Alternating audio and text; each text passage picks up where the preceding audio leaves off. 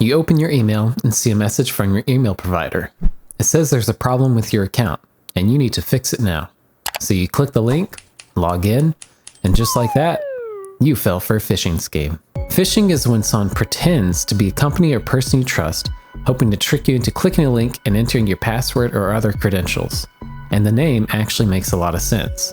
Think of it like a real phishing. A fisherman throws bait into the water hoping a fish bites.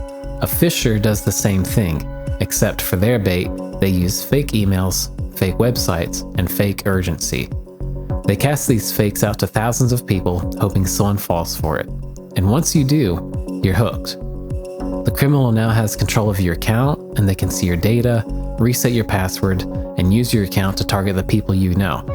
Friends, clients, coworkers. One email turns into 10 more victims, and the cycle spreads fast.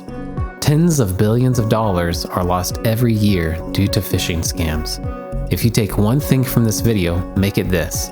If you click a link in an email and it asks for your email account info, Microsoft account, bank, PayPal, anything, stop immediately. Do not enter your username, password, or any credentials, because at that moment, you are very likely being phished.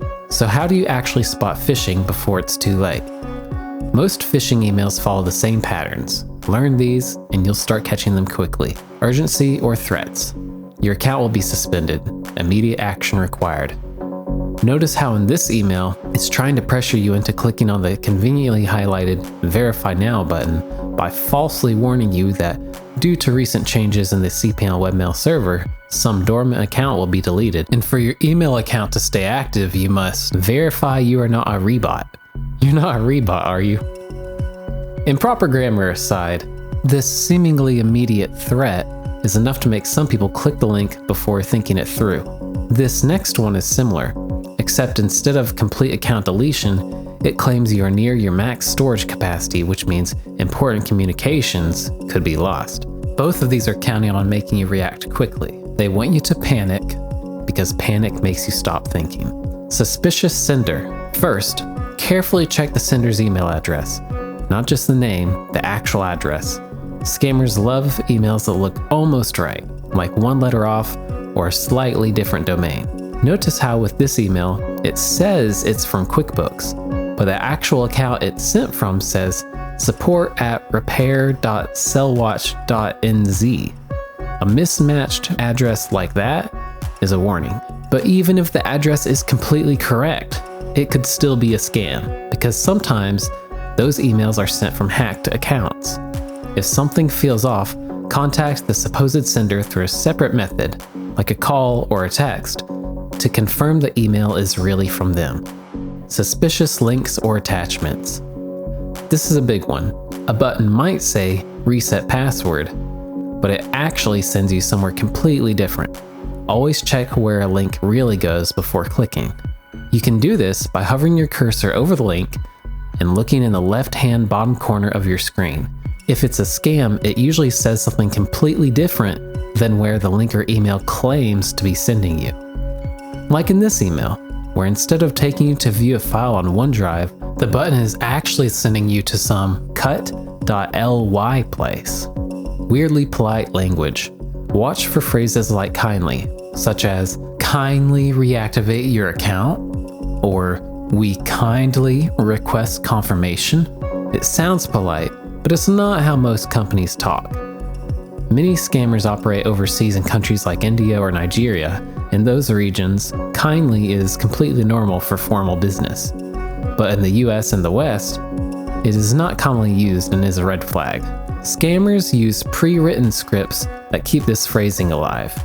If you see kindly in an urgent text or email, think twice before following its instructions. Bad grammar. Typos, awkward sentences. Remember that rebot from earlier? That was supposed to say robot. Most companies don't send emails that sound like they were rushed through a translator. Here are a few examples of this.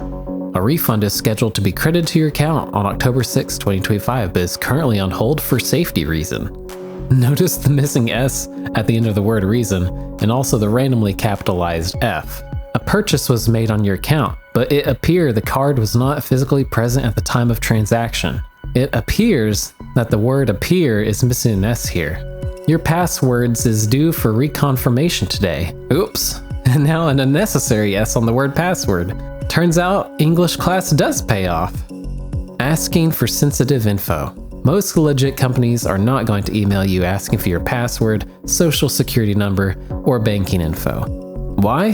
Because they should already have it if you really signed up with them. If they really do need something, then they will include information to help identify themselves. If you receive an email that you are not expecting and it's requesting sensitive information, it's most likely a scam. Too good to be true. Free prizes, random rewards, scammers still sometimes send out prize winner type emails. The key rule of thumb here is, if you didn't sign up for it, you didn't win it. But honestly, you don't even need to memorize all of that. Just remember this one rule. If an email asks for your password, don't enter it through that email. If you can't tell if the email is legit, go to the website yourself. To do that, use a bookmark you already trust, type the address manually if you know it, or you could use a search engine, but remember to be careful with those. Even ads and sponsored results can sometimes lead to scam websites. The goal is simple. Never let the email decide where you log in. Phishing only works when it seems real, and now you know exactly what to look for.